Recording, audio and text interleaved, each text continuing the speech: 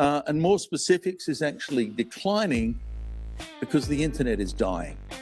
Why? So I think this is where we both kind of lost it in the room at Nanog. The internet's dying, Geoff Huston just said. Now, whether the traffic will increase, it won't. Oh, come on. That's a wild statement. 20% of prefixes generate 77% of updates. 5% of all ASs generate 79%, I think it is, 78% of all updates. You know who you are, stop it. Simple message. These The shame You without don't the name. necessarily have control. Everyone else lives a boring life and keeps their hands off the keyboard. Thank you. Or maybe you've given it all to AI and AI is going, let's not change anything, it seems to be working. So the That doesn't network is sound like basically... AI. No one has done that yet. He's jumping the gun a little bit. There's no AI BGP control, as far as I know, anywhere right now yet.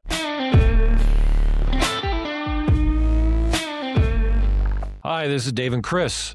We're going to do a reaction video to a talk that Chris and I saw at the last Nanog in San Francisco. Chris and I were sitting next to each other, and Geoff Huston, who we'll introduce in a minute, did an amazing talk, as all of his talks are, but some of it rubbed us the wrong way, and we couldn't help talking during the presentation, and we decided to bring this conversation that we were having to YouTube in an expanded fashion where we could actually hit the pause button on Geoff and talk in more detail about what was rubbing us the wrong way. So that's why Chris and I are here, and we'll do introductions of ourselves really quick. My name is Dave Siegel, CEO of NetMavens, a expert network engineering consulting company. And Chris Grundemann is a great friend of mine and also has his own consulting company. Chris, why don't you introduce yourself? Yeah, thanks, Dave. I'm Chris Grundemann with Khadga Consulting. I am also a NetMaven, and I run the Network Automation Forum that puts on the AutoCon series of events with Scott Raban as well. Check us out in the links below if you want more information about our background and history. So what we're going to be doing today is sharing this video that Nanog posted called BGP in 2025. And for those of you that don't know who Geoff Huston is a researcher at APNIC, which is the IP address registry for the entire Asia Pacific region, and he's been with APNIC pretty much ever since there was such a thing as a regional registry. He's been there since the dawn of time. He talks regularly at conferences, brings a lot of great research, and he's also a fantastic speaker. I mean, I wish that I was even a tenth as entertaining as Geoff when he's talking. He's just so persuasive. I love hearing him talk, but sometimes the stuff he says, I think he's trying to agitate people just to get a rise out of them. Yeah, I worked with Geoff quite a bit off and on while I was on the Aaron Advisory Council and kind of traveling the world for Internet Society as well. And I've seen him speak in a lot of places. And you're 100% right, Dave. He's a great speaker and is also provocative from time to time. Yeah. Like any good show, the first part is the setup. We want everybody to have the context and the data that he's looking at and why he's using this data. And come to conclusions and kind of talk about what happened with internet routing in 2025. So I'm going to hit play. Ready? Let's do it. Good morning, all. My name's Geoff Huston. I work with the numbers people in the Asia Pacific, APNIC. No technology is eternal, is it? It has its rise, it peaks, and it falls. Few of them do so within a lifetime, but this one is. But what we've seen over the last, 40 years is that euphoric rise, the massive boom, the bubble. It's peaking. Where does it go from there? Well, inevitably somewhere else. The letters AI probably a part of this. So what I'd like to do is actually introduce a topic that for this particular Nanog appears to be the first time in 3 days that we're actually talking about it, the big I internet, all of the internet all at once. And there are very few ways to be able to look at all of the internet all at once. But oddly enough, routing gives you one of those perspectives, because the routing system is one of the few technologies that gets all of the internet's information and brings it to your router. All known destinations are there in real time, all the time. And if you sit there and every few hours or so count the number of entries, and this is for IPv4 in the forwarding table, and do so since, I don't know, 1994 or so, you get a picture that looks a lot like that. And there are some certainly interesting things buried inside that data. We thought in 1994 we had a problem when it got to 20,000 routes. We didn't. You can see the boom and bust of the year 2000. You can actually see that quite euphoric rise in the 2000s when mobile systems. I'm gonna stop there. Actually, in 2000, we did have a problem with the routing table. Sure.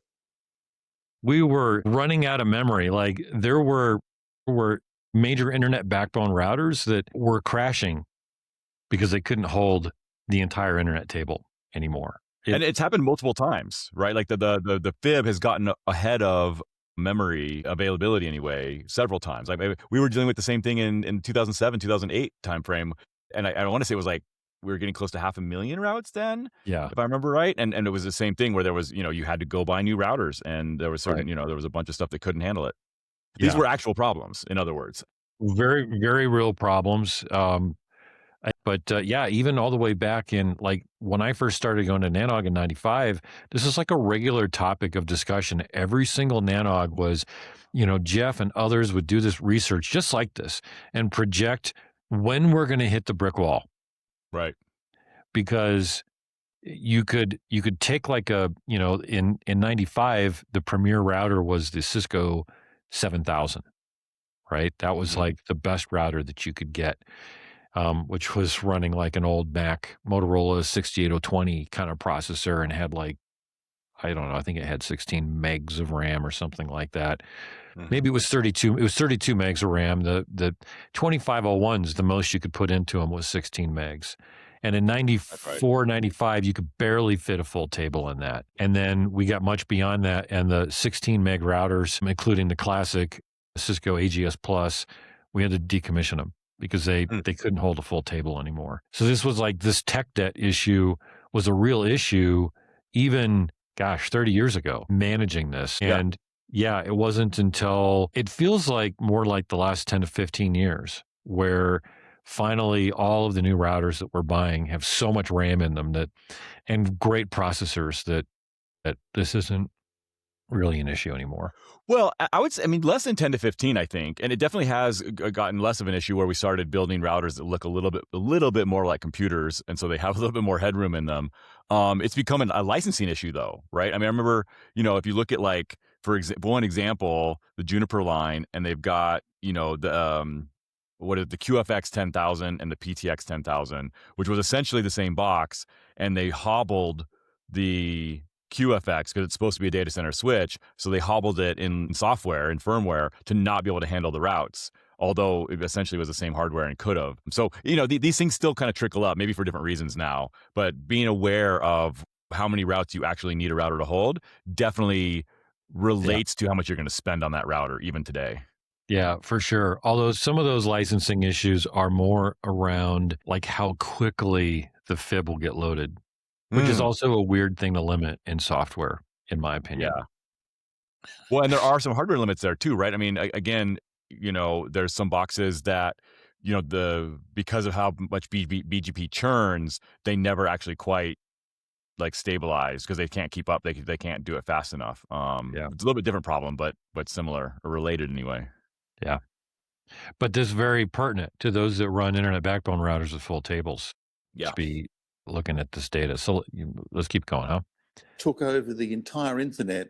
And instead of talking about millions, we started to talk about hundreds of millions of endpoints just growing and growing and growing. We ran out of V4 addresses halfway through that process, but no one seemed to mind. It just kept on growing and growing until we got up to COVID. And that was one of the few places where that rise started to be checked. And for a couple of years, the internet kind of took a breath. It's back to a sort of a rise again, but I'm not sure how long that's going to actually happen. See, and that's the first spot 2020. where, and I'm maybe foreshadowing a little bit here, but to me, that uptick at the end looks like it's hitting about the same angle as we were on before COVID, which I think just maybe keep that in mind. Keep that graph and the shape of that graph in mind as Yeah, you no, listen to what totally. Geoff's about to say. Totally. Like this, like in 2025, it looks like it took a bit of a breath, but this curves upwards. Right. That's what I see. Yeah. Yeah, that's what I see too. 25. And oddly enough, again, I think there are two distinct parts. There's the first half, modest growth, nothing special, bit of an interruption. And the part since July, which is actually quite a stronger growth. And now we're getting up to 1 million entries in that V4 routing table. The default free zone is about 1.1.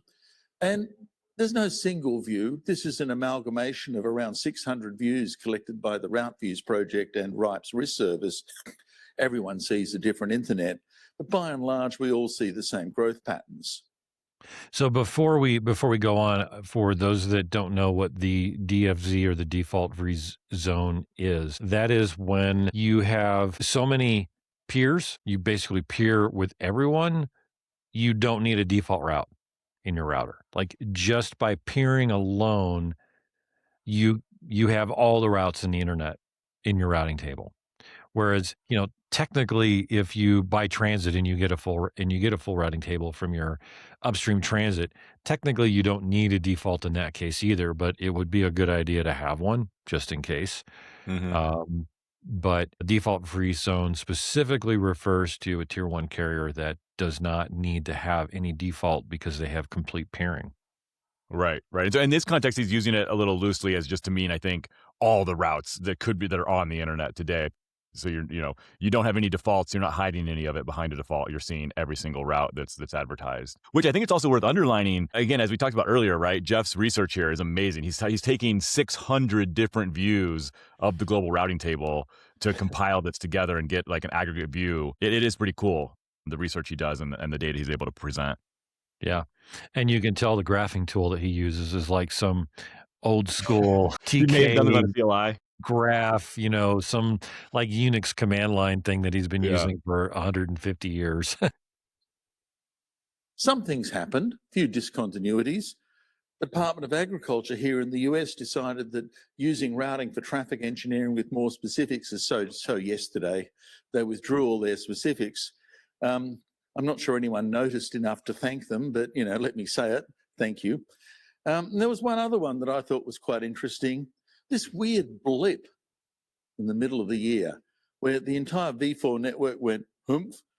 You look closely and you find it was in Egypt, where the internet point in Egypt, all the traffic goes through it. There's even a root server or two there, caught fire. And it took them some time, as you see from those graphs, to actually recover from that particular disaster. So that wasn't a political shutdown. It was a physical shutdown due to, uncontained heat. Uncontained heat. In the movement, who's announcing more? Who's announcing less over 2025? If you're a speed reader, that's enough time. If you're not, tough. Well, I'll get back to a few of them later. But I'm not sure that'll help too much. I'll get back to a few of them later. I'm not sure that's the important one.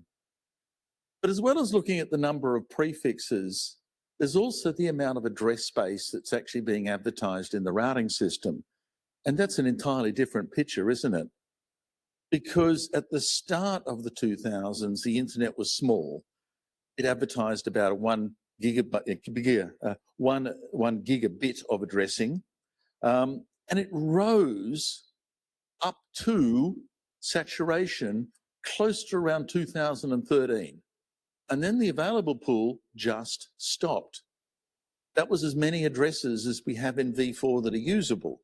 And over the last 10 to 15 years, we've been running on occasional bits of refill, but basically empty. Those glitches near the end and the amount of address space, is actually the US Department of Defense, who decided, because they were sitting on quite a large amount of space, that rather than just not announce it, I'm not sure how they're using it, but they eventually announced it to the internet on the basis that if they didn't, maybe someone else would. So And that's a real problem there too with squatters. A lot of the spam emails you get are sent from IP addresses that are actually not owned by the people using them. There's like data centers that have there's whole businesses around this, around finding space that's not advertised and then using it for nefarious purposes, usually just to sell you pills or Yeah. whatever other junk they're trying to get at you.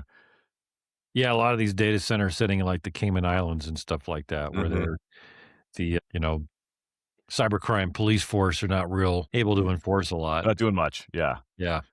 Yeah, so that idea that the DoD advertised this space, it is interesting and is actually a deterrent to some of this abuse. The other thing I think, and again, just maybe foreshadowing a little bit because we know what Geoff's going to say, looking at this curve here, and I think he did point out very explicitly that the available pool of IPv4 is exhausted. And this is something I don't know if folks have been paying attention to the regional internet registry and IANA and IPv6 transition and all of this over the last 20 years or so, right? This is a real thing. There are only, if you take a 32-bit number space and you carve out a few blocks for certain purposes, there's less than 4.2 billion IPv4 addresses available, period, full stop. It's just, that's how the numbering system works. And so what we see here, and that Geoff pointed out, is that in 2013, we essentially had handed out all of the addresses. So IANA had a pool of free addresses. They give them out to the regional internet registries, who give them out to ISPs and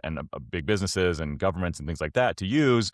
And that pool is now empty. So all the addresses that can be, with a few very minor exceptions, have been handed out to be used. And so that's why we see that flat line there, because there's literally no more IPv4 addresses to be given away. Yep. And just in case it's not clear, the address span is talking about, not the number of prefixes or routes that are being announced. It's about how much IP space the collective sum of announcements represents. Right. So that's why we're seeing the flat line. Because In the you previous can't announce any slides- more space. There's none Right. available. In the previous slides, if we took a really big CIDR block, like a /16 that has 255/24s in it, which are 255 addresses each, 16 million addresses, for example, and we decide to break those down into 255 different announcements, in this chart, we still have the same number of address space being announced, but in the previous chart, that would have increased the number of routes announced by 255 for that particular route. So that's the difference here. Yeah. And what's funny too, I know you almost paused it and looked at, he showed the kind of, most announcements, least announcements, or people who had grown the most and dropped the most. Going back, 10 years, that was some of the biggest parts of these kind of presentations that Geoff would go around and do at the different NOGs, was talk about who was announcing extra routes, right? And I remember it was at the time, again, I was working at Time Warner Telecom, which became TW Telecom, which has now been rolled up into, Level 3 and then Lumen and all that. But we were one of the worst ones all the time. We were using disaggregation of the address space to do traffic engineering. So we would announce specifics in each of the markets. So we were announcing a ton of routes for the amount of address space we had, and we were always on that list of like the bad guys for blowing up the routing table. Which again, I think it's fun to see that now we're just skipping over that. No one cares anymore. Pretty much everyone's got enough fib that it's okay if you're breaking these addresses apart. Yeah, exactly. It used to be a name and shame. Yeah. In fact, in 1995, the name and shame process wasn't even so much about the number of prefixes you were announcing. It was about how often you announced and withdrew.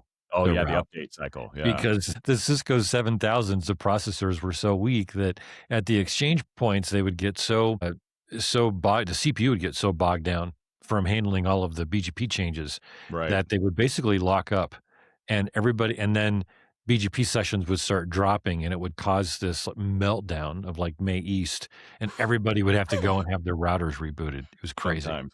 It was really crazy. But the name and shame, thankfully, is not really a thing anymore. Picture is a completely different picture, that the growth of the V4 internet has largely been in infill, cleaning up and increasing the efficiency of advertisements, not by just advertising more addresses. The detail of 2025 in terms of address span, completely different. The amount of address space has actually shrunk, and you find a whole lot of players withdrawing and announcing blocks of addresses in various ways, giving large discontinuities in that picture. You also notice in address space, the disparity is a lot lower. Even though the routing system gives you different prefixes, BGP still manages to do a pretty decent job of making sure that everyone sees advertisements to every reachable address.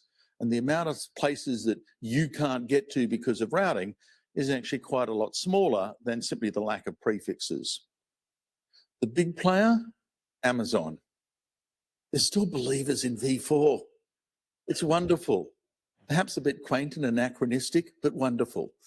They announced a savagely large amount of address space in late 2024. And with a few glitches a couple of months ago, they've largely been still there.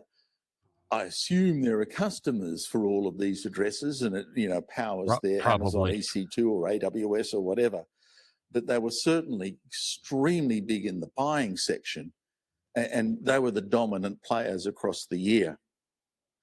Overall, in terms of address space, 10 million addresses got withdrawn. That's the red line over the year.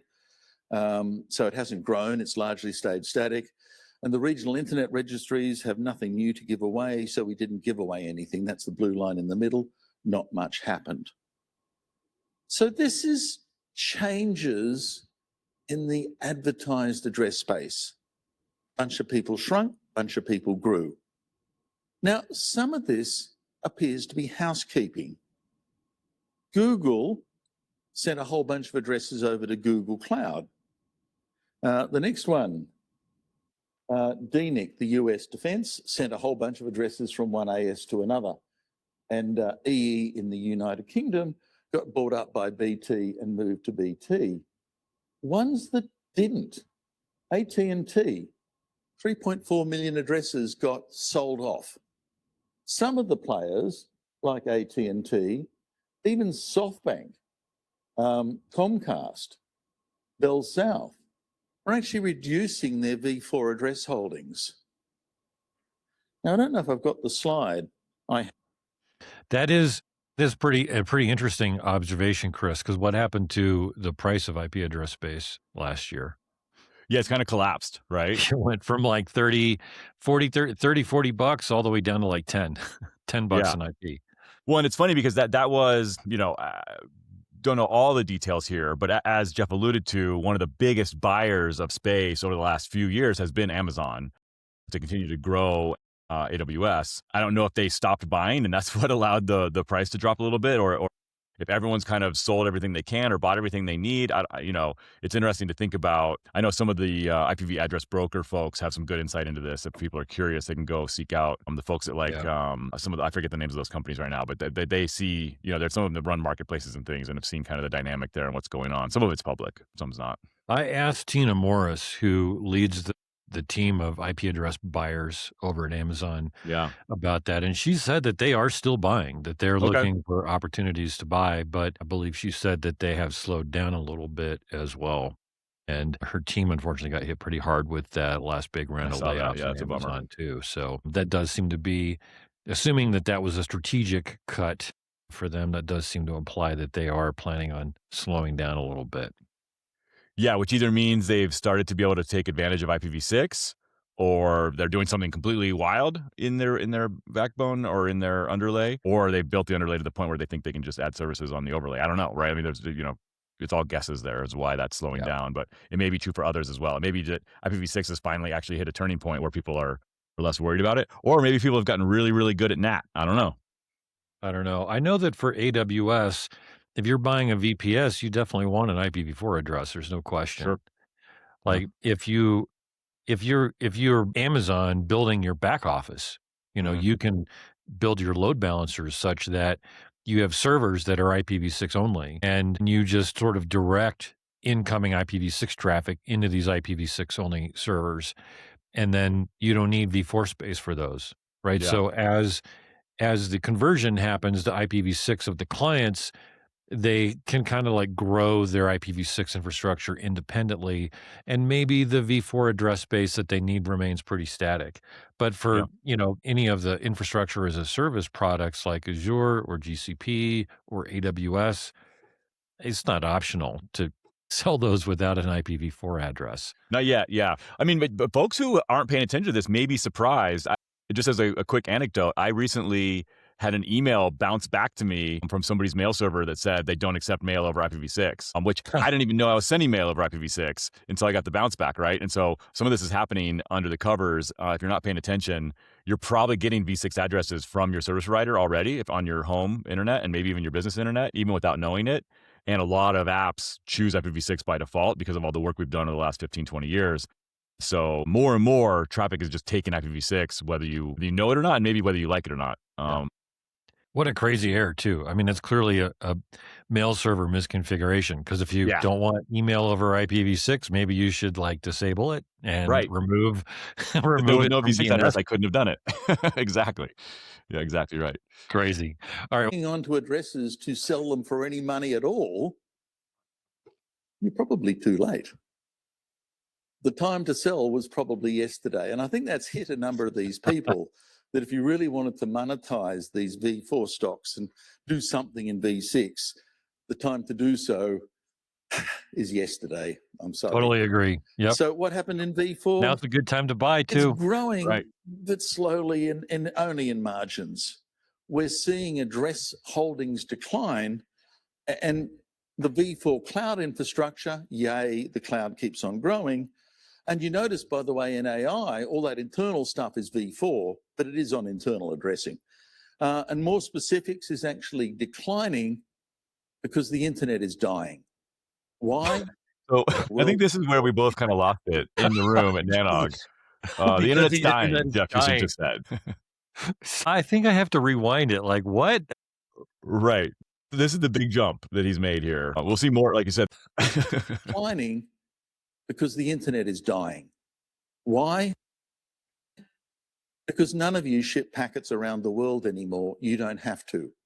You send them down the road to the closest data center.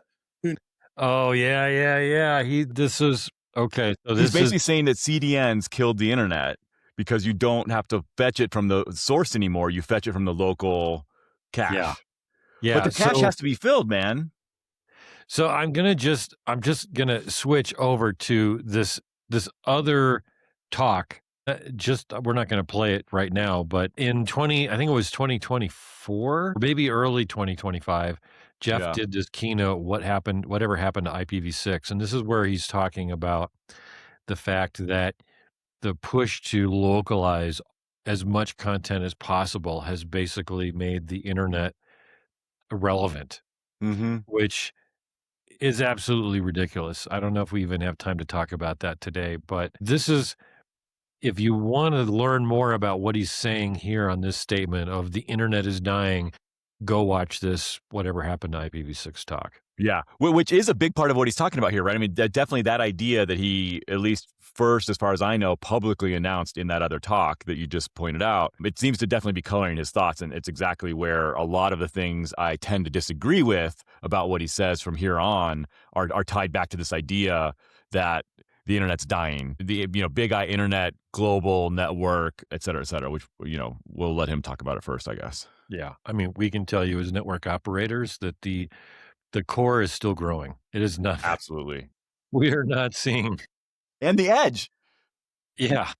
I mean, there still is not a big enough edge, but, and the edge will continue to grow, but I don't see the core stagnating anytime soon. Who needs global routing? Not you, not me, nobody.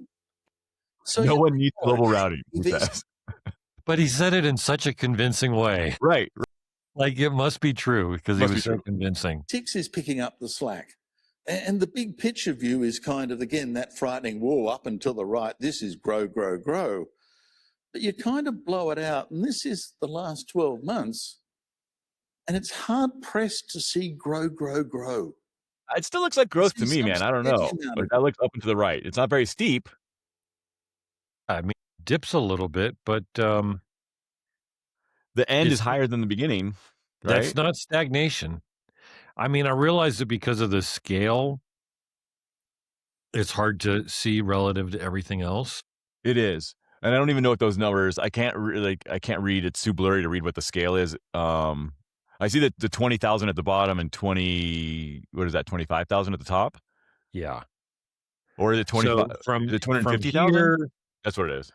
yeah, from here to here, if we go from the lower left-hand side all the way up to here, where I think that's 220,000, it's 20% growth.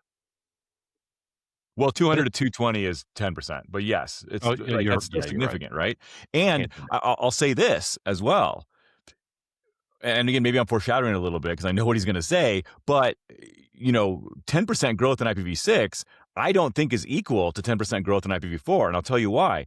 These prefixes are massive, right? Yeah. The little joke, me and my buddy Jan Zors, when we were traveling around the world talking about this stuff, trying to promote IPv6 adoption, Jan started saying, how many hosts can you fit in one IPv6/64? And the answer, hilariously, is all of them. What do you got, right? Every device on Earth can fit into Right. 1/64 in IPv6. And so if you see 10% growth of prefixes, the host growth could be, insane. It hides it a little bit because the prefixes are so much bigger. So I think that's worth noting here that this is 10% growth in 1 year, and that 10% is full of prefixes that can hold every single host on the entire planet in each single one. Yeah, absolutely. There's no comparison in the Yeah. address space. Yeah, let's keep going. With a few discontinuities, largely caused by a single provider in Hong Kong. Thank you very much. But on the whole, and certainly for the last 3 months, not much growth at all. Not much growth at all. What's really growing, or did for a while, was the use of more specifics in V6. /48s are everywhere. And that kind of peaked a couple of years ago and has largely remained a constant proportion since then. There's a higher degree of fragmentation in the routing space in V6 than there is in V4. Interesting. We seem to be routing /48s. If everyone did that, your routers would melt. So, just pray that no one else does it. We survive only because of that. Well, I mean, a /48 is the typical allocation that you would give to a BGP customer. Yeah. I mean, you might start with even a 56, but the second you give it to a BGP customer, of course they're going to announce it somewhere else. Like they're not going to just announce it via one upstream. Right. They want a multi-home. Yeah, absolutely. Yeah. So of course that's what you're going to see. Right. Of course it is. Yeah, you almost have to. It's almost by default. It's just like, it's the same thing as, /24 and IPv4. That kind of became the de facto standard. Everyone said, okay, we'll allow /24s. We're going to filter out anything less. So you really can't get a BGP allocation less than a /24 because everyone will filter it because of this problem, right? Because of melting routers and the address table. And IPv6, it seems like we've kind of agreed that /48 is that floor. And if you've got less than a /48, you're just not going to be able to announce it. But at /48, you have to announce it. And then the problem becomes there's way, way, way, way, way more /48s than there are /24s. Yeah. Well, let's also think about the typical carrier network or a typical network, an enterprise. They might be announcing, they might have purchased IPv4 space piecemeal. Mm-hmm. And so they might have 6 or 7 different IPv4 prefixes floating around out there. They can't aggregate, right? There's no way to put together. Because they bought them in different chunks. They weren't contiguous, so they couldn't aggregate them. But a 48 is all an enterprise is ever going to need for the next 1,000 years for addressing. So, or more, maybe. I don't know. Maybe like infinite. I'm sure if IP even lasts that long. So a single the internet's dead. Did 48. you hear Geoff already? We're done, Dave. Well, if you go read the other presentation, whatever happened to IPv6, Geoff is suggesting that we should just give up on the V6 transition and stick with IPv4. But that's a whole other thing. He's going to touch on that later. Yeah. Yeah. Advertised address space? Well, wow. Look at those last 3 years. It's flat. There's no great growth there. It's not that we flat, all but- moved from V4 to V6 and there's savage amounts of growth. The savage amounts of growth were 10 years ago. So one thing here, Dave, this is advertised address span, right? So again, he's using the total number of V6 addresses being announced. He's not talking about individual prefixes being announced here, right? Yeah. And so the growth that's slowing is basically what you're seeing is no new ISPs. I think that's all we can actually infer here. He's inferring a lot from this. He's saying that like the internet growth is stalling, and that the internet's going to die because the growth is stalling. But I think all we're actually seeing is that all the ISPs went out and got V6 and announced it, or those years, and now they have again essentially infinite supply of IPv6.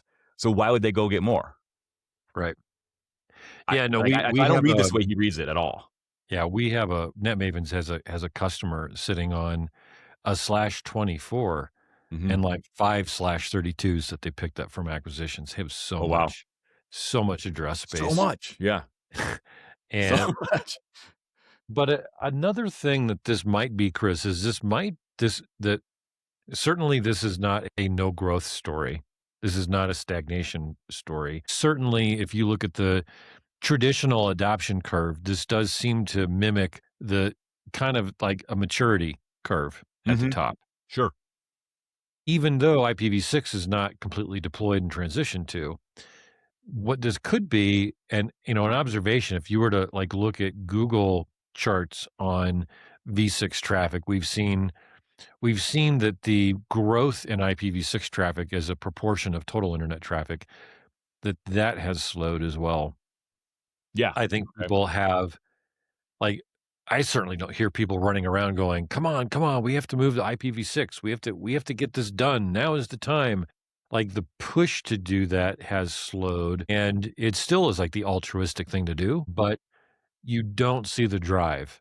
And even ISPs have just adopted CGNAT in force, living on a smaller amount of IPv4 space instead of making the jump and going to IPv6. There's a few folks like Comcast that did the IPv6 transition some time ago. T-Mobile is another one that went V6 like long time ago, way before anybody else. Yeah. One of the few things I can congratulate Comcast for and thank them for was doing the IPv6 transition early. My ISP here at my home still doesn't support V6. And actually, NetMavens has multiple customers that don't yet have native IPv6 for their customers, but we're working on helping them get there. So we should see this continue to grow at least a little bit as those folks, the laggards, kind of come in and started advertising space because they're going to go get space when they do this. Although, I don't know about you, but I definitely have some customers who went out and got their IPv6 block. They announce it. They just don't do anything with it. I don't know if you've seen that as well. But so that might mean that when they start using it, you won't actually see growth in this chart because the addresses are already announced. Yeah, that's true. You should, in theory, see a growth in traffic without necessarily an increase in address span and not even necessarily an increase in prefix count. Not necessarily, yeah. Of a network that is peaking and in its highest point, it's not growing. And even the span in 2025, if it wasn't for that massive discontinuity, cable one here, thank you, whoever you are. You're in the US, but you're not in this room. Flat. No great movement whatsoever. So it's sort of, V4 is sort of slowly waning away as V6 increases. Not true. The network is actually flattening out quite considerably. So what can we say? Growing at about 20,000 entries a year, nothing special. The advertised address span grew slightly. Thank you, Cable One. There were 2,000 new ASs. Nothing special. And V6 is still growing slowly. So that's the first part. 96 new ASs sounds like more than just nothing. I mean, he also said that 956 went away. So we only get like a little over 1,000 net new ASs. That's a lot of networks. I don't know. He seems to be poo-pooing that really quickly. Considering the big boom we've had in fiber to the home operators driving that AS count up. Sure. And then the consolidation that's now happening over the last couple of years, the acquisitions. And you're going to see that come back down. integrations that would be happening with that. And a growth of 2,000 ASNs is advertising V6 is significant, in my opinion. I think so. It's a really good point you bring that, like, we're starting to see, like, we see these small ISPs pop up and then get consolidated. So seeing that kind of shift, like where there's growth and there's fallback, it doesn't mean the internet's dying. It means that some of the players are being consolidated, which just comes back to the fundamentally looking at the internet only through the lens of IP addresses seems slightly misguided. Let me give you an example here. At IX Denver, right? The internet exchange that I founded and helped run in Denver, we have 1/24. And we don't even advertise it because it's on the fabric of the IX. And so it's, that hasn't, that /24 is not advertised anywhere. It doesn't show up anywhere, and it hasn't grown. Well, you hope. I'm sure there are people accidentally. Well, there may be people leaking it. You're right. But here's the thing. To their own detriment, by the way, because Right. that basically gives free transit to other people that want to get to peers there. So don't do that. But yeah, but either way, it's been a single /24 for the whole last 14 years. We started with no traffic. Now we're pushing over a terabit per second peaks each day. I would call that growth, but you wouldn't see it in the number of addresses we're using, right? And so I think that's another thing, just as a grain of salt on this whole lens of the internet is dying from Geoff Huston here. He's taking that view based solely on the numbers he can see, which is how many addresses are advertised. And I think there's a lot more to the story, bandwidth being one of them. Yeah.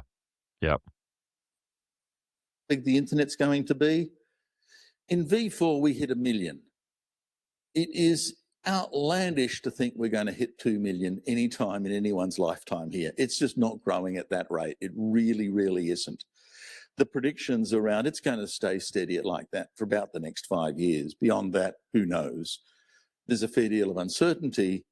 The equipment you're using today, as long as it has some headroom, will be the equipment you're using in 5 years' time. Now, whether the traffic will increase, it won't. Come on. That's a wild statement. All right. Well, let's look at the data here. Yeah. He's saying that in next year, his prediction is that the routing table hits 1.1 million. And then it declines to 2027, and then kind of pops back up, and then I guess it's 1060. He's saying next year he thinks it's going to be the peak in the routing table size for IPv4. That's what he says. There's no way. Well, it's possible because again, there's no more IPv4 addresses to announce. So if you're looking at now the number of routes, though, the number of prefixes, it's possible that people will break these up smaller and smaller as there's less and less V4 addresses, right? It's possible that instead of announcing net new prefixes, they're just going to break existing prefixes in half, which would show growth. Yeah, but look at the AT&T and some of these guys that have put huge amounts of address space up on the market for sale. There are customers that are saying, yes, we want to deploy NetMavens customers. They want to deploy IPv6 so that they don't hammer their CGNAT devices quite as hard. But they still see CGNAT continuing in their architecture. And as they continue to grow, they need more IPv4 space. So now they're looking at the business case going, hey, at $10 or less per IP, maybe in some markets I could skip CGNAT and actually give people native IPv4 space without going through CGNAT. And that might be cheaper than continuing to fund the CGNAT infrastructure. So, at some price, it definitely is. Yeah. If people, ISPs, start to think like that, or they just decide to continue to put off their IPv6 transition and pick up IPv4 space because it's cheaper than it's not necessarily cheaper, but it's certainly a faster solution to growing than deploying IPv6 for some folks based on where they are in their transition journey, then it makes a great deal of sense for them to go and buy space. And that's going to lead to routing table growth. Mm-hmm. Yeah, I think it's possible he's wrong about that prediction. I would say I'm almost 100% positive he's wrong about saying that bandwidth will not continue to grow. That seems like the crazier statement he just made. Yeah, that is outrageous. Right? I mean, I don't know, at that same, at Nanog 96, when we saw Geoff give this talk, I didn't go to PTC this year, Pacific Telecoms Council out in Hawaii. a lot of people do go to that, and they do a lot of buying and selling of transit services there. And the number one story I heard from multiple people, like almost everyone I talked to who went to PTC, was on one side of this, one side or the other of the same question, which is, how can I get more transit? And the fact is that there's people, mostly these neoclouds, mostly AI factories, that are trying to buy transit bandwidth and cannot get it. It's just not available. And so for that reality, which is true. I mean, I heard this from multiple people who I trust very well. And then for Geoff to stand up and say that bandwidth's not going to continue to grow, I have to say that he's wrong, flat out. I think bandwidth is going to continue to grow. Now, it's possible that AI is a big bubble and the whole thing explodes and we see bandwidth drop again in a few years. When that happens, that is possible. I would also think that it would continue to grow after that, again, just like we saw in the .com crash. But I think for the next few years, we are absolutely going to see internet bandwidth growth. I don't see how that's not true. Yeah, I mean, I think it's a huge overgeneralization to a much larger subject. The whole thing, the future is bright. It's just not evenly distributed. Right. It's the same thing with traffic growth, right? I mean, there are competitors that are stealing customers from competitors, so the bandwidth is shifting around. It's hard to see what's going on there. But since of the commercial internet, which I'll put at May of 1995, when we switched from using the NSFnet backbone as our primary global transit mechanism to the NAP infrastructure. Yeah. Since that time, there's been this thing that I call, a lot of people call it disintermediation. And we talked about this on our Intro to Peering webinar that we did last year, Chris. Yeah, that's right. Where peering happens. You have transit, you use a tool like NetFlow to find out what's sitting on the other side of your transit bill, and then you go and you find a good place to peer with them to pull the traffic off of your transit. So we see this shifting. This isn't necessarily what Geoff is talking about with respect to the internet dying because everything is being localized onto hard drives and RAM in your local market. Right. But there's a theme there, which is that the traffic continues to grow at massive rates. But if you're a middle mile carrier, you don't necessarily see it. If you're a fiber to home carrier, you absolutely see it. Right. You see that as you add passings, you add subscribers. And if you look at the baseline of subscribers, you see that the traffic continues to grow there too. It doesn't matter that 4K TVs are no better than HD. You can only buy a 4K TV. And right. You can't get anything else. Yeah. When you buy fiber to the home, you're going to be streaming everything. You're not going to have, a cable system or TV coming in on DirecTV anymore. It's all streamed. That cutting the cord is becoming the main thing. And every new TV you buy is 4K. And I don't know, I'm sure they'll come out with 8K TVs. Do they already have 8K TVs? I think it's a thing. I don't know. Yeah. I haven't seen one at Walmart yet, but I think they're out there. Like who cares really? Because, even I on can't catch it, right? You're 85-inch TV, I still can't tell the difference between retina, a high-definition show and a 4K show. Well, and not just the people cutting the cord who already have internet service who are going to be using more bandwidth.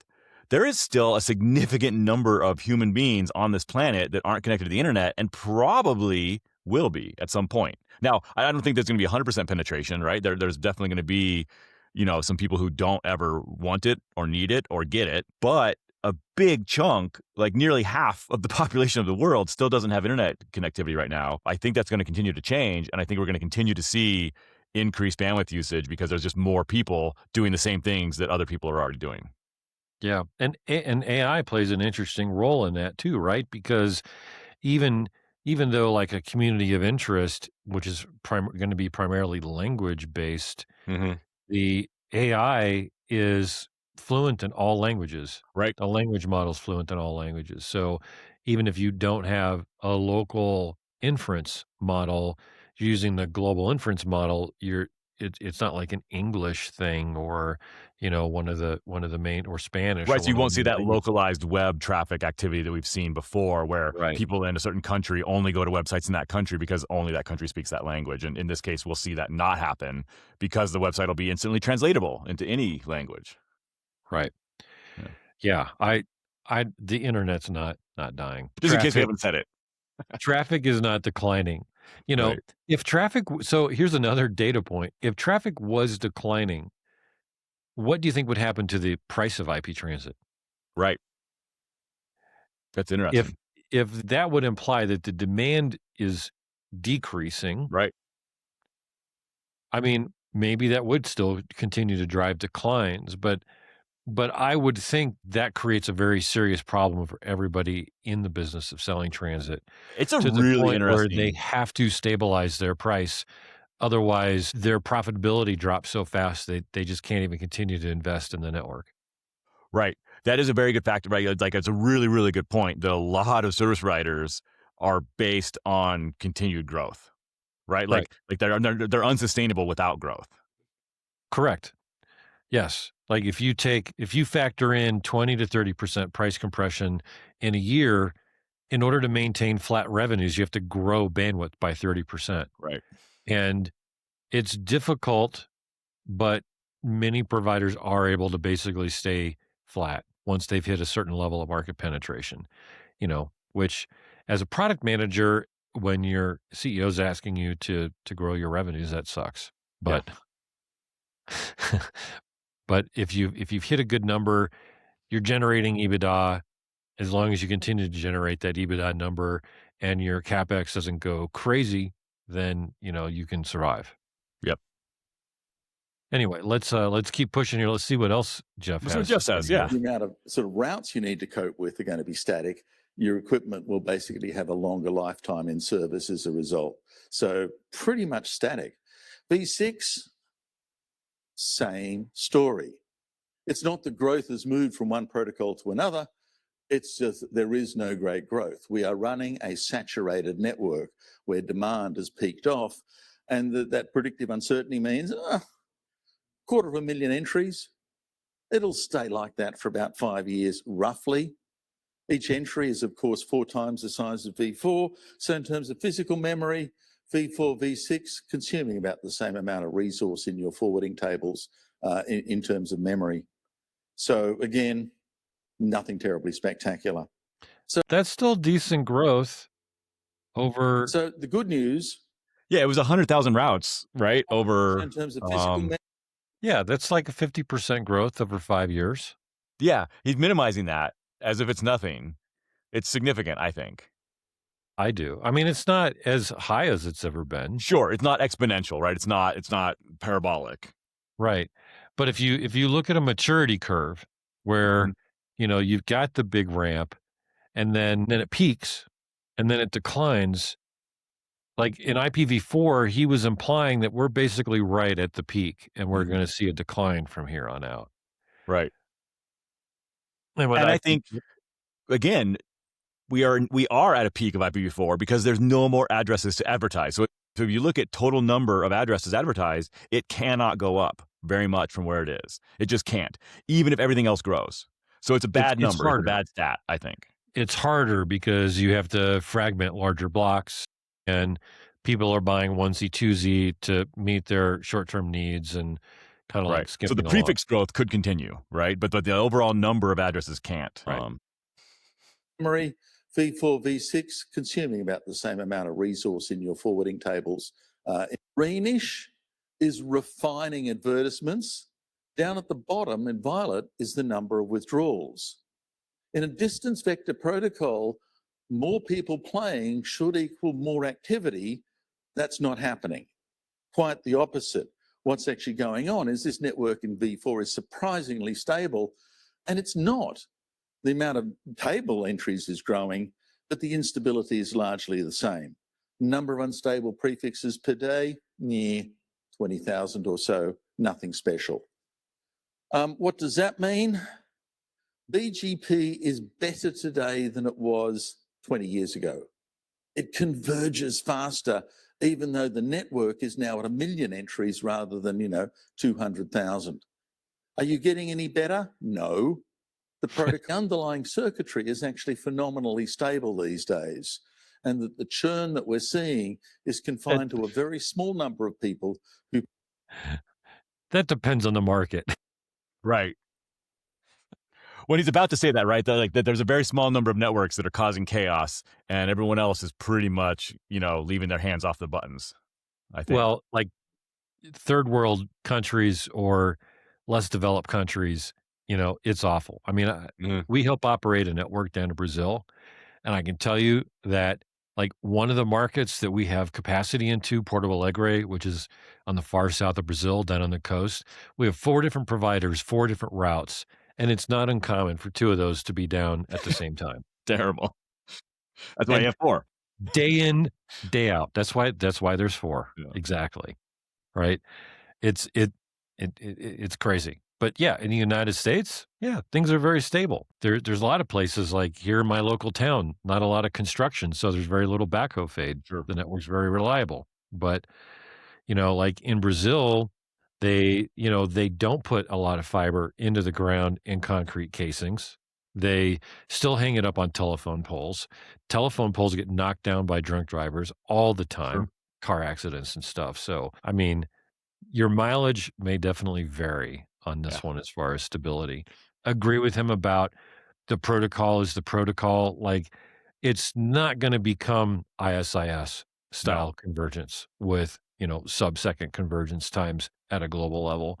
It's, I'm not sure we would really want that. Really, I mean, I do think the convergence times are great. I think the only time that I observe convergence times to be a real issue is when we're trying to mitigate DDoS attacks. And Sure. we announce like a little route through like Cloudflare, right? And when that route gets withdrawn, it still takes a couple of minutes for the traffic to kind of return back the way it's supposed to go after the withdrawal. You see route loops, you see complete packet loss and stuff like that, while the internet's reconverging around that.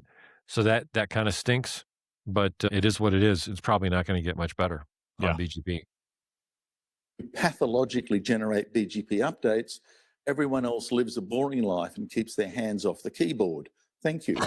Or maybe you've given it all to AI and AI is going, let's not change anything. It seems to be working.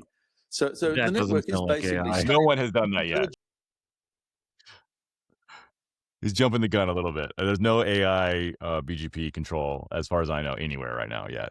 Maybe in some labs. I know some kids playing with it, but the number of networks that have actually even hooked Python up to their routers to do configuration is a very, very small percentage.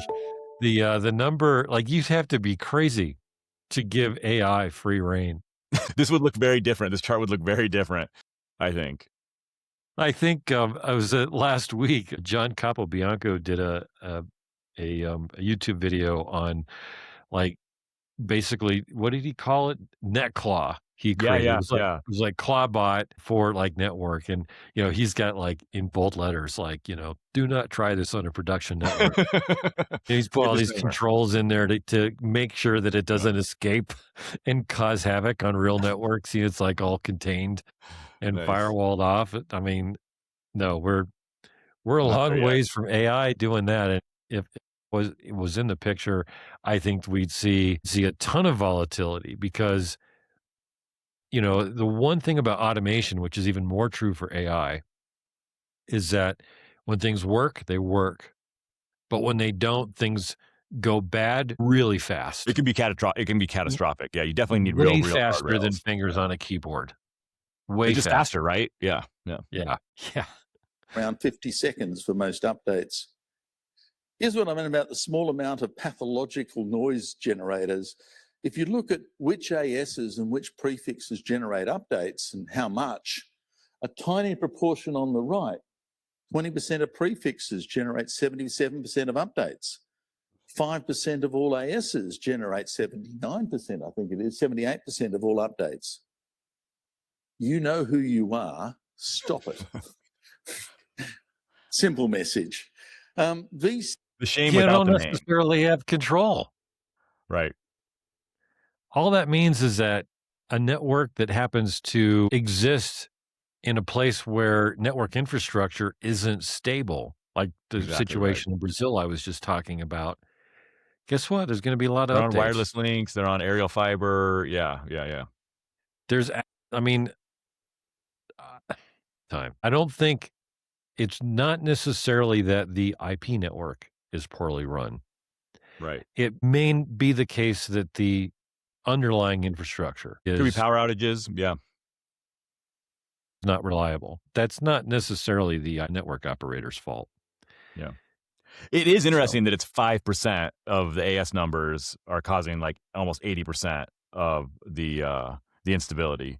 And we see the 80-20 rule in the prefixes, right? Like 20% of the prefixes are causing almost 80% of the instability, but it's only 5% of the AS numbers, right? So it is a fairly limited number. But I bet if we very tracked down skewed those Pareto ASs, rule. Yeah. I bet if we tracked down those ASs based on location alone, we would like 90% of them. It would be obvious why they're having so many updates. Yeah. Right. 6. We used to say that V6 was an overlay network and that gave it greater instability. And now I have no idea what to say because it's no longer an overlay network and it's still unstable. I have no idea.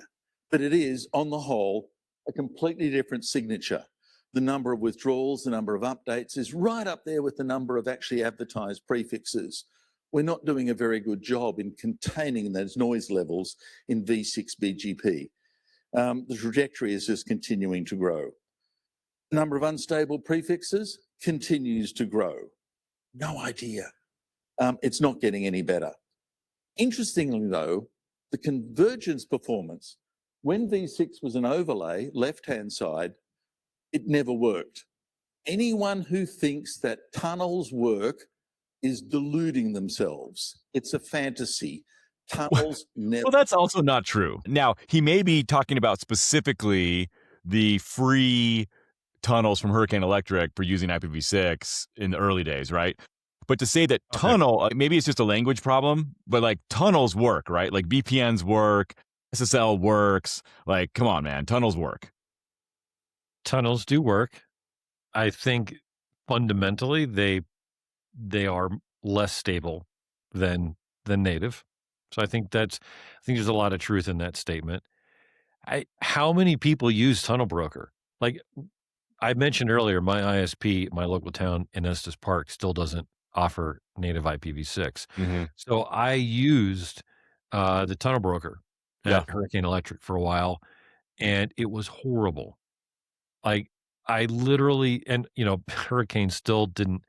I don't know if they fixed this yet, but they still didn't have peering with Google at IPv6. Yeah. And so, like trying to do like a Google Drive download or update through there on native IPv6, I mean, it was almost unusable. And like Google Drive is like my main go-to for all my cloud storage. So I had to disconnect it. But it was really unstable, and the performance was really terrible. And I do think that there's something to that. Do you know what the protocol is for Tunnel Broker? Is that just like GRE tunnels, or what? Do you know what that is? I think 6/4. Okay. Yeah. Just okay. Yeah. Makes sense. Yeah. You just said it is. I think it's fundamentally the same as GRE. Yeah. 2v4 endpoints with encapsulating packets with v6 inside them. Yeah. And so I would say that Geoff is right if you narrow the scope to like those specific tunnels, right? The Tunnel Broker tunnels, the 6/4 or whatever it is, to your point, right? They seem to be not super stable. But tunnels more generally, I think, and maybe I'm just, interpreting his word too broadly, but MPLS works pretty dang good. VLANs, pretty solid. So to say tunnels don't work, I think is an overstatement, but. Yeah. Well, certainly, I mean, you can just look at this chart and you can see things are much better than they were. They're definitely better. Yep. And what else would you attribute that to? It is also like, what was going on? Right. How did it get so good and then got bad again? Oh, was that COVID? It was before. It's pre, because that right where your mouse is now is 2020, right? Pre-COVID, and then COVID, when everyone started working from home, it went crazy again. Yeah. And it hasn't really recovered yet. So, I mean, I think there's a number of things, right? I think one, I mean, so yes, there was probably a ton of people using Tunnel Broker who don't have to anymore. I think that's probably part of this.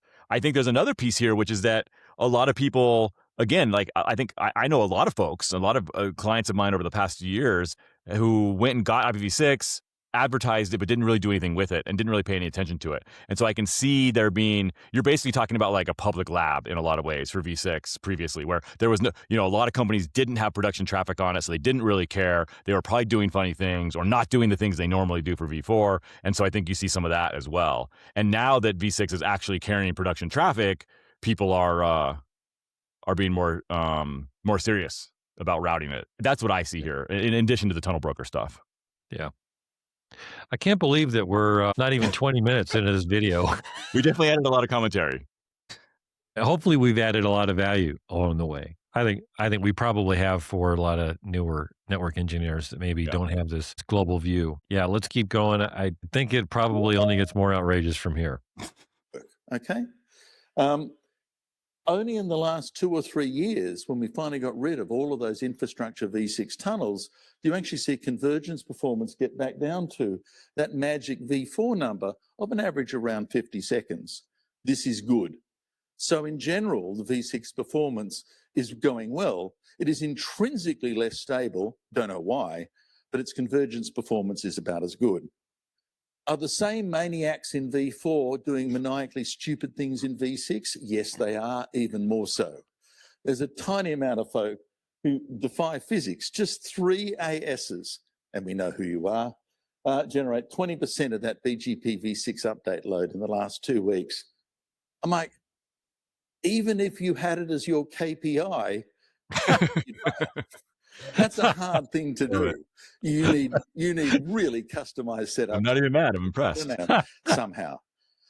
So what I can say about conclusions? The last big revolution in the internet was the mobile phone industry, where we scaled away from things on people's desks and things in people's houses to cars, pockets, you name it, ubiquitous connectivity, with a mobile phone industry behind it, giving connectivity everywhere. There is no long-term growth pressure. As consumers, you've had enough. You're not buying more internet devices or putting more things on. We're saturating. So there's no continuing acute scaling pressure on the internet as a whole. You think that's true? I think there's new users. Now, if you're looking at only the US and Europe and Australia, then maybe what he's saying is accurate to some degree, right? Like, I don't know that like the average American or the average German or the average Australian is going to start carrying even more devices. However, there may be more smart appliances in the home. There may be more smart cameras on people's houses. So even the existing user base may continue to proliferate devices. And then number two, again, we're still missing 30 to 40% of the world's population from this network. And I don't think it's going to stay that way. So I disagree. Yeah. The point I was going to make was around smart devices. Mm-hmm. I don't know exactly how many light bulbs I have in my house, but I know that only about 10% of them are smart bulbs right now. Sure.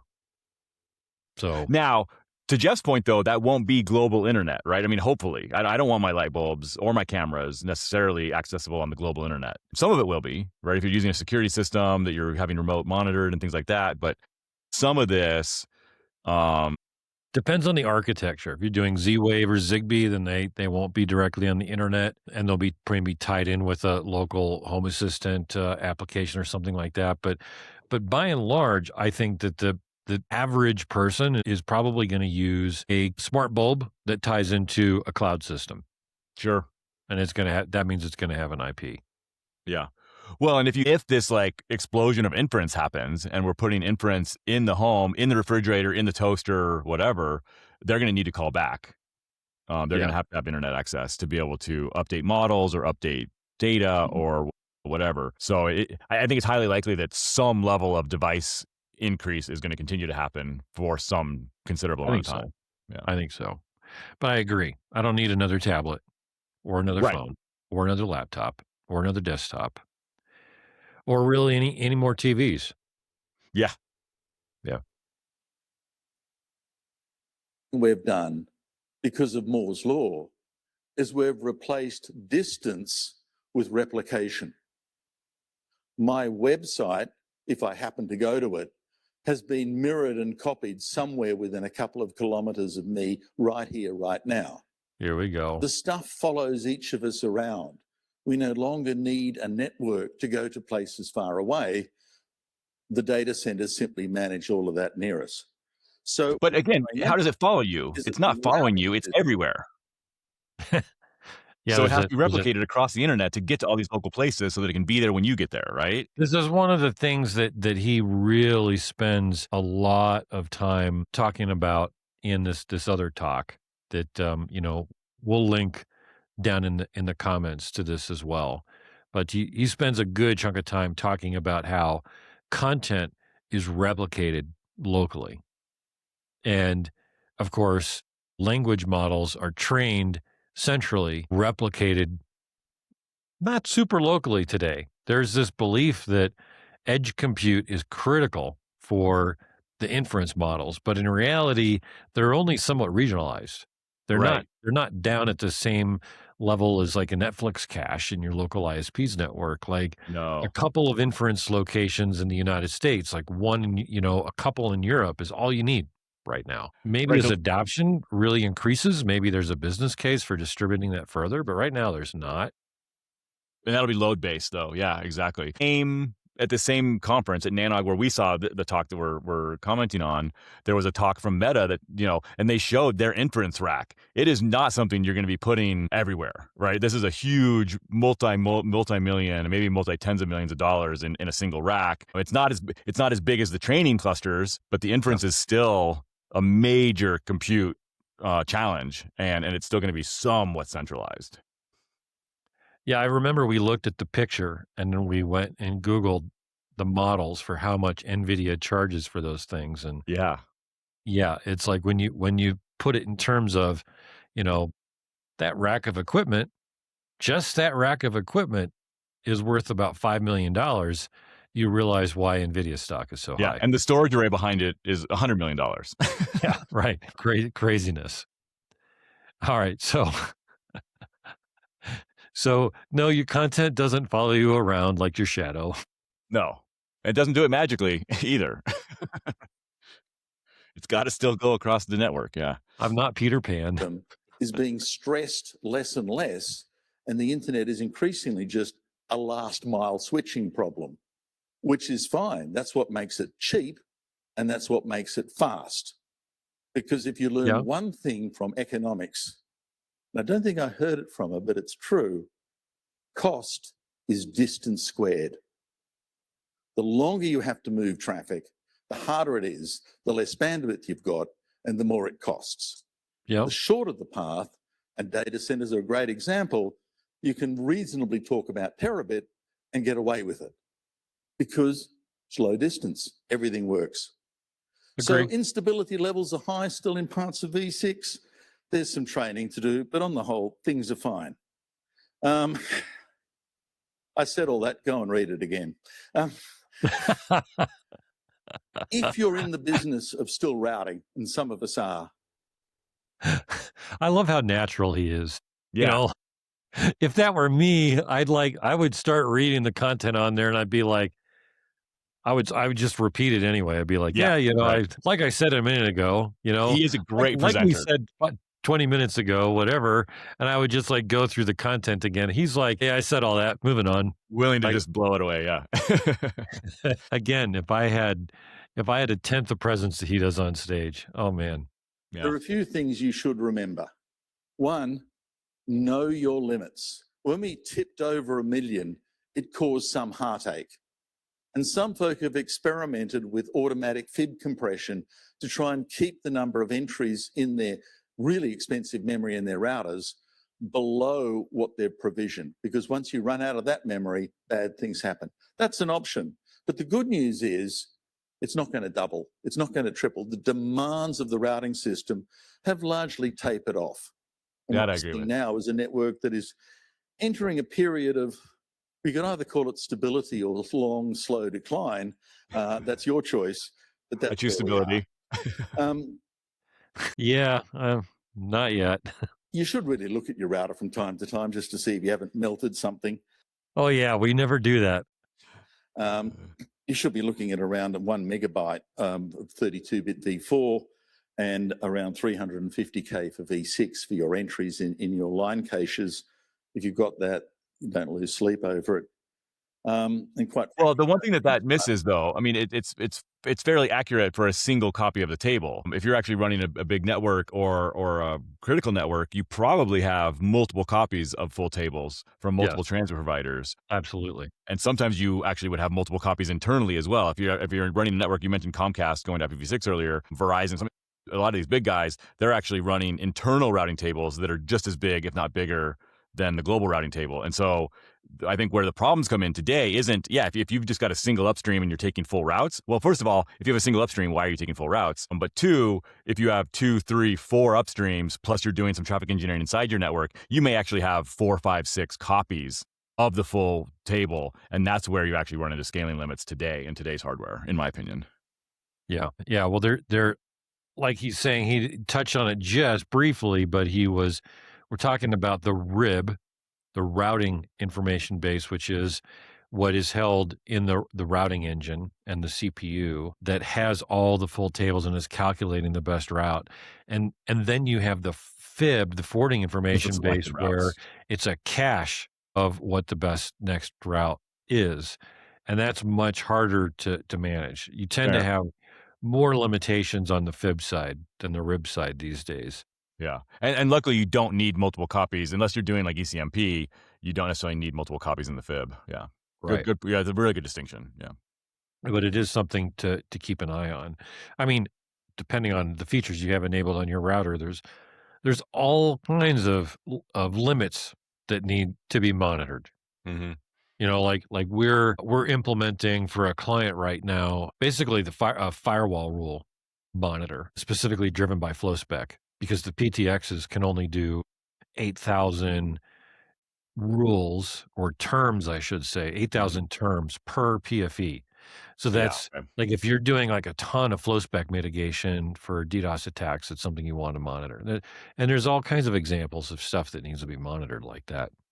I do think this comment here is, the default routes can be helpful. Well, they could be, but I don't know too many people that they're like, when you design a network, especially as a carrier, but even as an enterprise, maybe somewhat more often, but there's almost always redundancy in play. Yeah. And if you want you can do 2 defaults, right? You can advertise defaults from different peers if the upstreams are more or less equal, but if they and if they're diverse but going to the same place, then sure, you may not need a full table. But if your network has complexity, has peers in different locations, and your diverse routes head in different geographic directions, you probably do want full tables so that you're sending traffic in the right place for the right destination. Absolutely. That's usually better. So I don't think default routes are going to be helpful to most carriers. Right. I agree. And carriers are the ones who need full tables in the first place. Yeah. Yeah, if you're doing anything interesting enough for this talk to be interesting, defaults may not work for you. Yeah, I think it's a low likelihood. A full internet routing system, you don't need to do the full routing table. Default serves so many people. Just aim default at the nearest data center and your users won't know. Oh, yeah, because there's only one. Right. There's only one local data center that has everything in it. Magically. And my fiber just happens to go to that one data center. And there's not more than one provider there at that data center. It's just it's a self-contained atomic unit, right? There's no multiple carriers or multiple peers or Yeah. Even Denver, a pretty small market that is not like a mecca of peering, has how many major data centers? A lot. IX Denver is in 5 of them right now. Yeah. And there's more than that. Right. But we're not in all of them. Yeah. And it's not even a big market. Like Ashburn, Virginia, Equinix is up to what, like 15 data centers now or something like that? I think at least, right? And you look at like New York City, I think maybe has 15 internet exchanges, let alone data centers. Yeah, exactly. Yeah, that's probably not going to work. The difference. And time for hot caching in line card fibs, maybe 5 years ago was a hot topic. These days, I think Moore's law has managed to get over that problem. This stuff is affordable and viable. It just works. So it's a different kind of story from a few years ago, one where the uncertainty levels were high and the whole V6, V4 thing was throwing us into confusion, to one that largely says, it's a solved problem. It's a problem that, quite frankly, I'm not sure there's much more to say. We're moving beyond it into a post-internet world. And frankly, I welcome. I still don't understand what that's supposed to mean. Thank you. I forget the order of questions. I asked him a question about this, and his answer is good. So I think we should hit at least one of the questions. But like this idea that we're in post-internet, I don't buy it, man. And we've already kind of made the arguments throughout the whole thing, so I won't repeat everything. But just because data is replicated at CDNs and data centers that are more local to you doesn't mean that there doesn't need to be connectivity between those data centers and also between the data centers and you, right? So that's the internet, and the data centers are on it. You're on it. The CDNs are in the data centers a lot of times. That's still the internet. I don't see how you could possibly twist this around to get to post-internet and to say that the internet's dying or the internet's gone or that we don't need it anymore. I just don't see it. It's crazy. Well, let's see if we can catch your question here. Yeah. I think I was first. Yeah. Oh, yeah, you're first. Hi there. Hi, Geoff. Thanks for the presentation. Insightful as always. It's Chris Grundemann. I have a question. This maybe is a little bit outside of what you presented, but I'm wondering if you have thoughts here. When we talk about, when you say words like post-internet, and just point at your nearest data center. Yeah. I'm thinking through the mechanics of, even if that data center is doing great caching and is bringing applications up to the edge, where I can then get to them very close to wherever my home or business is, something has to be filling that data center as well, right? And so are you saying that those are now private networks, that the folks who are bringing content to the data centers are doing this other than the internet? They're doing something other than transit to get there, or am I misunderstanding? I've got a scary thought for you and your children. Netflix's business is shipping pre-prepared content for your ears and eyeballs. And everyone gets to see that same pre-preparation. AI says, nah, just tell me what you want to see and I'll generate it for you on the fly. You see, if you think about it, what we've done over the last 10 years is not just the Netflix style, this is content, we replicate these files everywhere. But oddly enough, these are service front ends that generate the transaction, and we reproduce that service transaction engine everywhere, right? So the underlying data feeds might still be there, but not great. The content of the service transaction is actually machine to receptor. If you follow that model through and you apply it to generated content, which is scary and horrible, and I don't want to live there, but we're heading there, then you find a different kind of world where pre-provisioning means a whole lot more than just shipping the content in someone else's network. Now, right now, Google is not a believer. Why do I say that? Because Google's one of the few, and there are a few, who are still building terabit submarine cable systems to ship all their back-end content and replicate it in 1,000 points around the world. If they were a true believer, maybe they'd stop. Maybe they'd just replace it with even more data centers generating the content close to you, close to me, close to everywhere else. That's about the only place where there's this kind of big uncertainty in the industry about what does Moore's law really mean in the coming 20 years. Is it moving pre-canned data faster, more insidiously everywhere, or does it mean generating it everywhere and not having to move it? Open question. And see, I hadn't thought about this in the moment, but now watching this, I mean, at least today, right? And it's very possible the technology completely changes at some point, right? But at least today, even generated content requires a bunch of data, perhaps more data than the actual video file itself, right? And so I still don't see how we get away from having a backbone between these data centers to ship on the latest model, right? You're going to train the model somewhere, then you got to get it to the place to do inference. So that's going to be happening. And the faster you're churning out new models, the faster you're transferring these huge models across the network to multiple places. And then you've got to feed the data into the inference model in order to create the video that I want to watch on demand. That data's got to get there. And that data is bigger than an episode of Friends. And I don't, first of all, this is how Geoff gets you. He throws out this statement that you're totally not expecting that just, puts you back on your heels, and you don't have time to process it in the moment. And so you walk away going, oh man, my mind was just blown. And then you get to thinking about it and you're like, wait a minute. You're like, well, what he's saying, like, yes, true story. There will become a point at which content that I'm interested in is generated locally by a language model, at least some by part of image it, generation, by video generation. And maybe it's even interactive in that, I like choose your own adventure kind of movie style stuff. But that's not going to be everything. I don't believe that, because I believe that we as human beings, like, part of how we connect to other people, even when we aren't in the room, is by living a shared experience at some level, right? Like, how do I experience something that was generated just for me off of a language model? What do I talk about at work the next day? Yeah, and then talk to someone about it. Like, I saw this thing, and you're never going to be able to see it because it was made just for me. No, that's an interesting dynamic.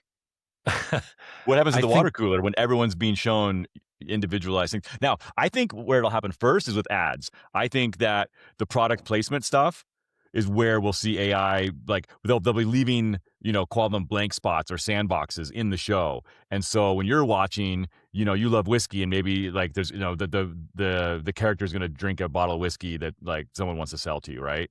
Whereas maybe I'm focused on running, and so that character is going to be wearing a pair of the latest, running shoes from some brand that wants to get in front of me. I think that's where we'll see like AI generation, at least in the near term. I think there will be a lot of it. I think it'll play a part, but it's not going to be 100%. It's not going to change the need for a network. Right.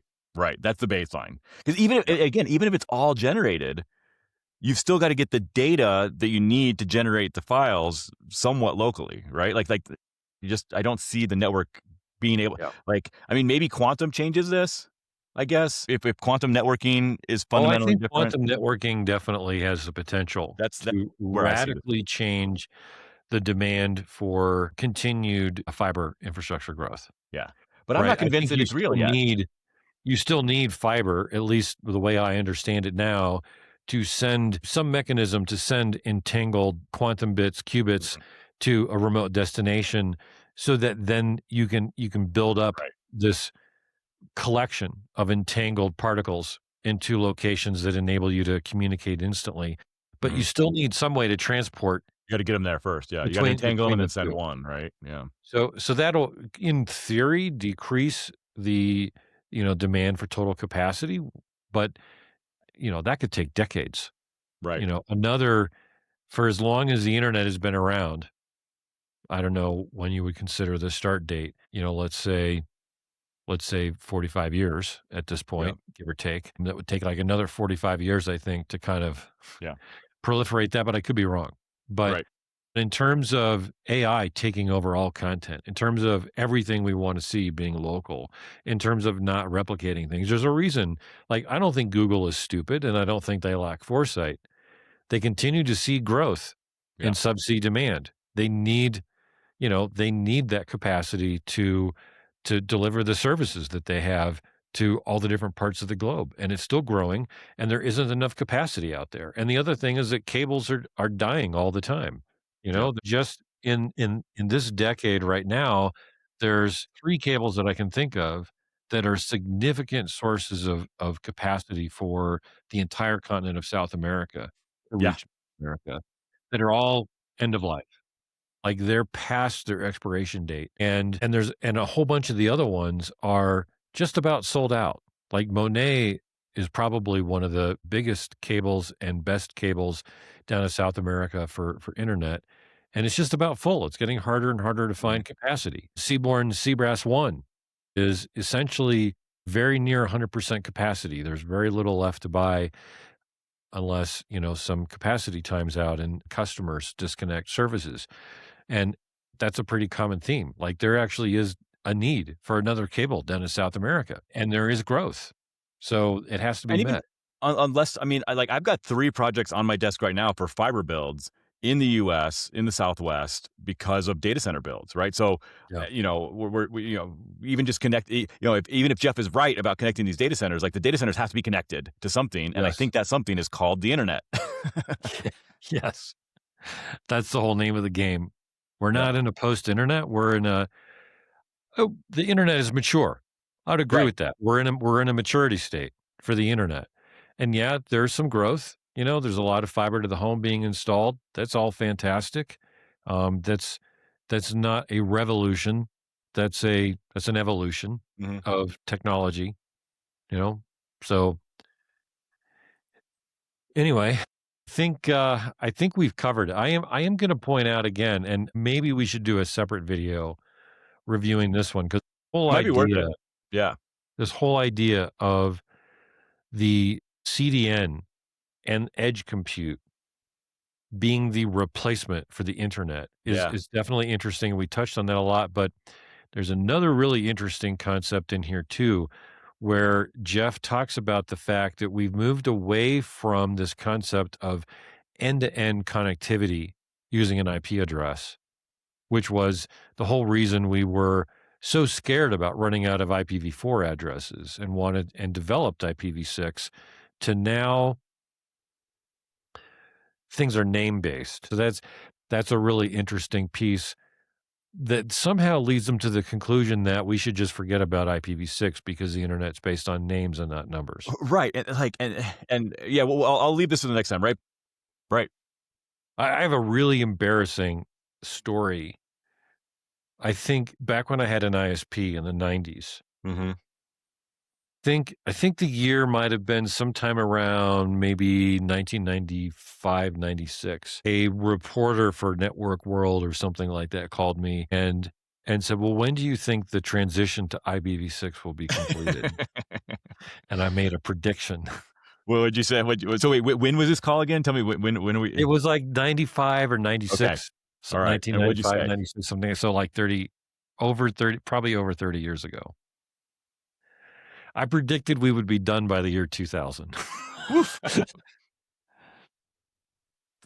If the internet had not been growing as fast back then, that might have been possible because there were Maybe. enough people thinking about it and focusing on it. At that time, the internet was, talk about savage growth. I mean, Yeah. the late 90s was complete and utter chaos. And we were just building as much as we could, as fast as we could to try and keep up with the demand. So that, I think, kind of put the resources we had available to get to IPv6. It definitely made that a back burner project. Sure. Because Never the again work was will I going, try and right? make a prediction like that. Yeah. But I forget who it was. Somebody talked about this, right? And said we almost always overestimate what can be done in 1 year and underestimate what can be done in 10 years. IPv6 has definitely broken that, is that everyone has an embarrassing IPv6 prediction. And we're what, like 50% of traffic, I think, goes over IPv6 now. So we've kind of hit equilibrium, but we definitely haven't replaced V4 with V6. And it's, as you said, 30 years plus later. Well, that's a weird statement to bring up because while it's largely true, I think it was Bill Gates that said that. But I know that that's like one of Greg Freeman over at Lumen. He loves to quote that one. The interesting thing there is in the case of IPv6, we have overestimated what we can accomplish, not in 1 year, but in 20 years. Right. Yeah. I wish I had the book right in front of me because I would love to quote the woman's name who wrote it, but there's a book called Internet Architectures, and it's by an academic. I forget her name right now. I'm not even going to try and guess because I'm just going to guess wrong. But if you look up Internet Architectures, you can probably find it. And in it, she kind of like, from an academic perspective, describes the technology plus of the internet, right? Of networking as we know it. And one of the things she talks about is the fact that, essentially these protocols are kind of a wine glass shape, right? And so you've got multiple physical layer technologies where you can use copper, you can use wireless, right? Microwave, you can use fiber. There's multiple physical technologies, and then at the top there's all kinds of stuff, right? You can there's all kinds of different presentation layers. There's all kinds of you can use HTTP, you can use SSH. There's all these protocols, and even all the way down to like transport protocols where there's TCP or UDP. There's choice, right? And the thing that holds all this together is the stem, which is IP. And the reason that all the rest of this works is because IP is this like universal translation layer where you can basically translate any physical layer protocol to any higher level protocol because it all goes through IP. And what that means by definition is that changing IP is the hardest thing you can do. It's the one layer you're not supposed to change. Right. And we're trying to do it. And so it's been slow, and that book is great. I think a lot of things, but contextualizing why it's been so hard to switch internet protocols is pretty clear if you can dig through that book. Yeah. I mean, it's just a tough business case for most people. It's something extra that they have to do. It's something extra that they have to learn. And while you're running both stacks, you have to test. Like doubles a lot of your testing that you do on new code and everything like that. So, yeah, I mean, you can see why people would defer that, especially since it's taking so long. It's like we're never going to be done. Right. It's easy to give up on it. You hear somebody say it's going to be done in 5 years, and then 10 years later it's not, and you're like, I'm out. I'm not going to pay attention anymore. I'm done with this. I mean, But it's unfortunate. I wish we could just be done. Yeah. I wish we could just be done, and I think it's important that we continue to progress in that direction. Well, because to your point, it'll save a lot of people a lot of time if we can shut V4 off at some point, right? Yeah. I do think Geoff is pushing people to ask good questions. Oh, yeah. Assuming that his conclusion here is intended for something more than just to agitate network engineers. Yeah. And he's being, like marginally serious about this. Yeah, I can't get on board with that. Yeah. And it may be a definitional thing, right? I think he may be intentionally using provocative statements, although the logic behind them is sound if you actually lay out what he means, right? I would love to, out off the stage, to have Geoff describe to me what does post-internet mean to him? Like, what does he mean when he's saying that? And what does he mean when he's saying the internet is dying? Because I think he has a very specific view of what he's calling internet in that case. Yeah. I think that's what's happening. I don't think he's being dishonest. I think he's being a little bit deceptive in how he defines what he's talking about. Yes. And I think if you guys watch this, whatever happened to IPv6, I think that will explain it somewhat more. I think you have to rewind to like the early days when the protocols were being developed and the concept of the internet was end-to-end communication between a pair of devices, each with an IP address, right? If that is the definition of the internet, then everything we're doing with CDNs and with NAT and CGNAT and reverse proxies and virtualized IPs and web servers and all that kind of stuff, that is not the internet. It does break the end-to-end principle. Yep. It is something else because it's not end-to-end communication anymore. Yeah. Well, I mean, yes and no, though, right? Because, we could go off on this for a little while, I think, but I have an end-to-end connection with my local cache, and the local cache has an end-to-end connection with the fill. So, maybe that's splitting hairs. I don't know, but you're right that I don't have an end-to-end connection with the camera that's filming the NFL game live, right? There are intermediaries between. But I think that's where Geoff is heading with the post-internet comment. I think it has to be something fairly nuanced. Right. We've broken end to end. Yeah, which is fair. That's been true for a long time, though. That's not new. No, it's not. It's just becoming more like the de facto. Like we've just gotten so used to it. Yeah. Anyone watch this whole video, leave a comment so we know. I do love Mystery Science Theater 3000, so I don't know if this was a similar experience or not. Maybe people will have found it entertaining and stuck through the whole thing. I've never done a video that pushes 2 hours before, so we'll see if anybody cares. We'll see if the Google Analytics help us out and let us know if anybody watched to the end. Yeah. Honestly, at this point, I'm not sure I care because I had a lot of fun talking with you. It was super fun. This was great. Yeah, I'm really glad we did this. Definitely a great idea you had. I'm glad we did it. And if you did watch, thank you. And like I said, let us know. And if What are your thoughts, right? Or is if you Geoff want right? more, Right? Who's talking here? Yeah. If you want more, leave a comment. Mm-hmm. If you want us to do more of these but talk less, we may be or able to just honor be that shorter. one. Yeah, let us know how we can do better in the comments, and Chris and I will do it again and give it another try on another topic. Heck yeah. In any case, let's wrap it up. Thanks everybody for coming.